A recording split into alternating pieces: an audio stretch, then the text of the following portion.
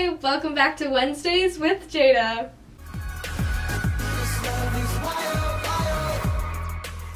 Okay, so funny thing about self-love. That's what we're talking about, by the way. Self-love.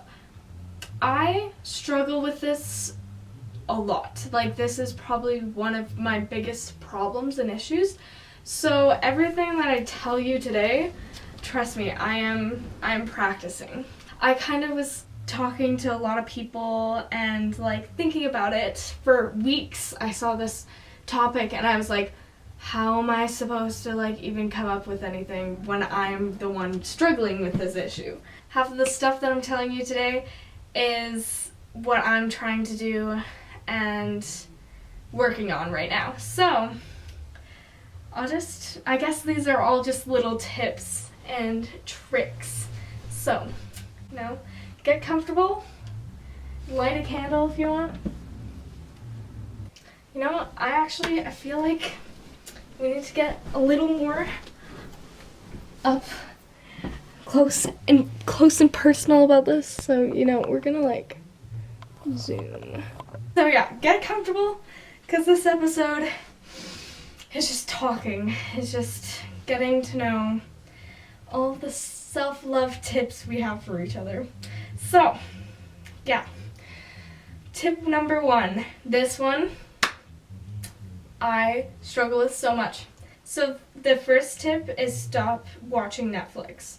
So this is a huge one for me because I use Netflix to kind of numb my emotions and to just like focus on a show. And so I know this is really bad for me, especially when I use it to procrastinate or use it to just not think about emotions, and I kind of just numb myself by watching shows and keeping my brain focused on something else.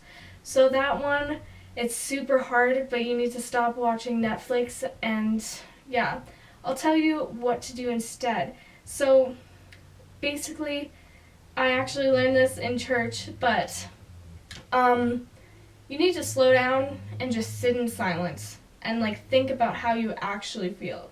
Because I know that's really scary for me to like actually sit back and kind of analyze my own emotions. But I know it is so worth it in the end to like actually recognize like how you feel and what you can do to solve it. Because I know sometimes when you're caught up in the moment and you try to push it back, or at least for me, I push it back and I push it back, and then all at once I just like burst. And it's because I didn't take a second to actually analyze how I feel and kind of make a plan to like solve that issue. So tip number 3, so if you haven't, this book is really good. It's called If Satan Can't Steal Your Joy, He Can't Keep Your Goods. So this one is actually super good. Like, I've only read like maybe 1/8 of it. Super good though. So basically this book talks about how the devil just kind of steals your joy and like tries to make you miserable when you're like at the peak of your relationship with God, or like when everything's going smooth. That's when he attacks you. And so if I can find it somewhere, this one even here is Mark 4:15, and I have it on a post-it note. Mark 4:15 says, "When they hear, Satan comes immediately and takes away the word that was sown in their hearts." So Satan goes and tries to take away all your joy through the word of God and tries to tell you lies about, oh, God isn't real. He would help you in this struggle if he was real. But in reality, he's the one who's causing all that pain and corruption. And so to go along with that tip 3, it says, take back what's yours and stop the devil from stealing what God has given us. So yeah, in this book it talks about how God has given us health and he has given us joy. And so those things are rightfully ours, and Satan tries to steal them all the time. But it talks about in this book how he prays and says, oh, like, I pray that you just stop the devil from taking what is mine, what you have given to me. And yeah, because joy is ours, health is ours. We just need to fight for it and make sure that we stay on God's word and kind of fight back from the devil, because he's very tricky and he can try to change your mind and tell you lies about yourself or about God. So yeah, that's tip number 3. Tip number 4, do what you love. So I know I need to work on this also. So instead of watching Netflix or doing anything to just kind of pass the time, do what you love. So if you love biking, go biking. Well, probably not now, but if you love, drawing, draw. If you love painting, if you love singing, if you love playing guitar, or like anything that you love, do that. And that's really helps with self-love, because you're doing something you value. And yeah, I just encourage you to stay on your passions and do what you love, no matter what anybody says. Do what makes you happy. Number 5. Okay, this one seems really silly, and actually my youth leader told me this, and I actually agree. Talking to your heart. So basically, you just sit and you talk to your heart and say, how did I do today? How are you feeling today? Because I know that sometimes, like, I can get wrapped up in faking being happy and just trying to pretend that I'm happy and lying to myself saying, oh yeah, I'm happy.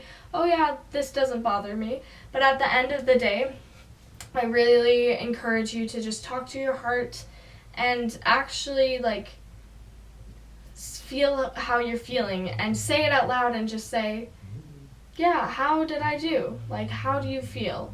And sometimes even giving that second to actually talk out loud, it can bring up, oh yeah, that person did something and it wasn't really okay. And then you can kind of, from there, take action on that. But you actually need to have a second and talk to yourself and actually figure out what is the problem in your life. Number 6, this one I do so much. It's really great, really great.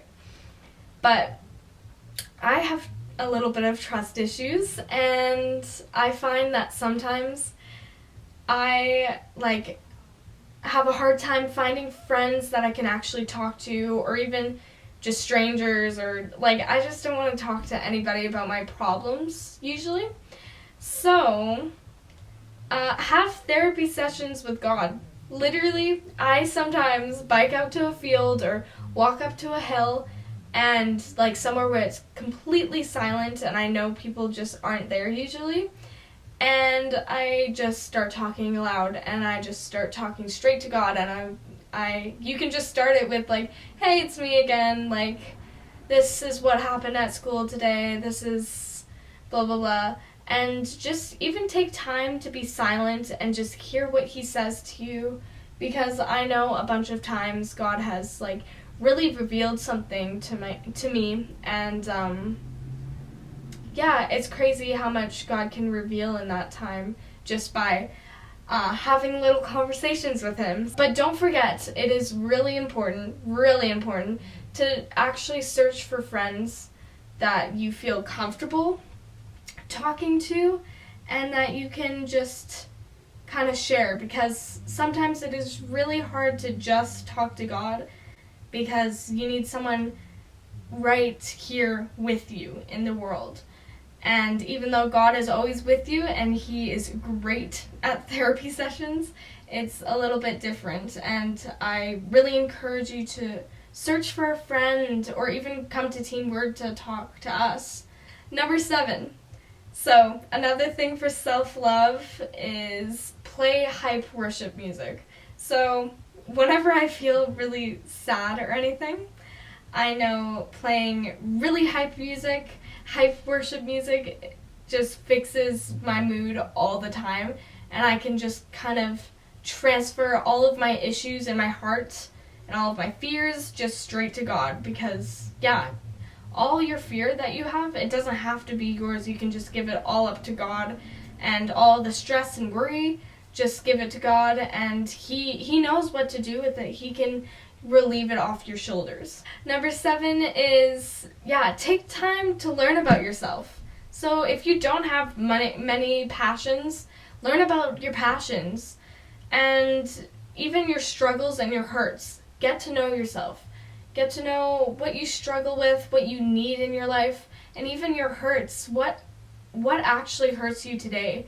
Some things you can suppress so much and you can just keep shoving it back, and you never know what actually truly hurts you. So start to actually recognize what has hurt you and what hurts you today. Number 8, start to acknowledge your talents and things that you do well.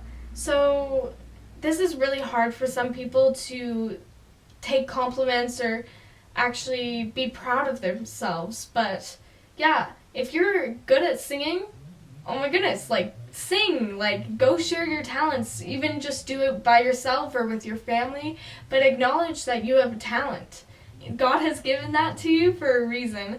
And he's very proud of all the different talents that he has given you. So really acknowledge your talents and use it.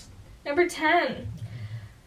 This one is super, super important. So open your ears. Get ready to listen to this one. Don't feel like you owe anybody anything. You don't owe, if you're in a friendship, you don't really owe them anything. Don't feel bad if one day you feel off and you have to go take a day to sit in silence and actually analyze your problems. Don't feel bad to say, hey, I'm not going to come today, or hey, I can't make it next week, and just give yourself space to breathe. Because in the end, you don't owe that friendship anything, and if you're really friends with them, they're going to acknowledge that you need time to yourself, and they're going to understand in the end. So, just look for those healthy relationships, and if you have toxic relationships, self-love is all about, standing up for yourself and even just listening to yourself. So if you feel like it's toxic and you feel like it's weighing you down, you gotta get rid of them. And I know it sucks, but better friends do come around all the time. And sometimes them losing you as a friend really makes them think, oh, maybe I'm doing something wrong. Maybe I need to think about what I do and how I cause hurts for other people. So it really is an eye-opener for everyone, and I feel like it is a very good way to improve self-love. So do not undercut yourself. Don't, you are important and you are loved. Do not ever undercut yourself, because if you had a child, or if you have a friend that keeps just putting themselves down, or they make or they play a really good game in a sport, or they play clarinet very well, I don't know, just random examples, and they're always oh, that sucked, oh, I suck, I just can't do anything right. That hurts you. That hurts me. If I think about my friends undercutting themselves all the time, because you shouldn't undercut yourself. If you're good at something, own it. That's you. You are important. You are important and you are loved. And anything that you do, it's from God. And God celebrates in the fact that you use that talent and you share that talent, and you're humble, but you acknowledge that you're good, You can't just say oh, I suck, because that hurts God. But if you're humble being humble is awesome. But don't be so humble that you're undercutting yourself all the time. The last one I have for you, and it's gonna sound silly, but this is really good for self-love. So I told you many times that praying out loud is super important, because there's power in your words. And yes, there's power in your words in prayer, and there's even power in your words just in general. Just speaking it into existence, that's powerful.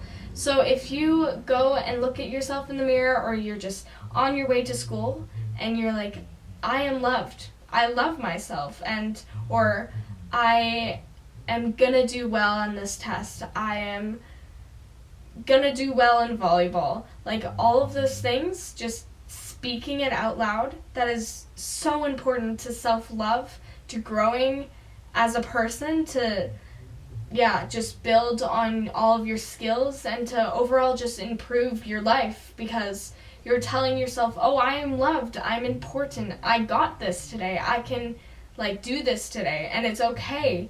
It's okay if you mess up. That's another thing, it's not even on here, but it is okay if you mess up. I mess up all the time. Literally, think about scientists. They mess up probably a billion times each day trying to find cures and all of that stuff. Messing up and failing is actually a good thing. You give time to, you give a self-report, and you're like, oh, this is what I need to improve on. And if you'd never failed at anything, you wouldn't improve, because you'd always stay at a solid, you stay the same. So don't take failure as a bad thing. Failure leads to success. Failure is the building blocks of success. And every time you fail, you get up stronger than you did before, because now you know that was bad, but now I'm gonna go and use that knowledge and make it successful. Self-love, it's not all about you. Sure, self-love is a lot about you because it's self-love, but it's about you recognizing your flaws and your hurts, and even going to God to help those flaws and hurts.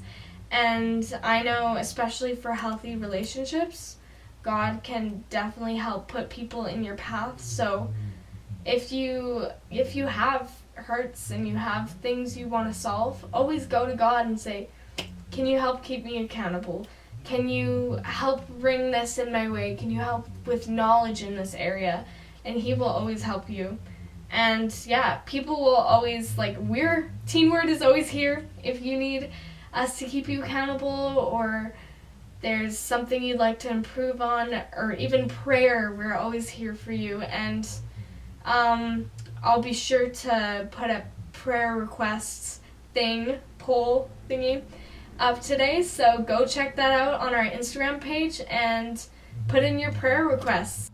So the video just ended, and I think it ran out of storage, so I'm just gonna say bye now before it runs out again. But have a great day, have a great week, and use my tips, show yourself self-love, and see you next Wednesday. Bye!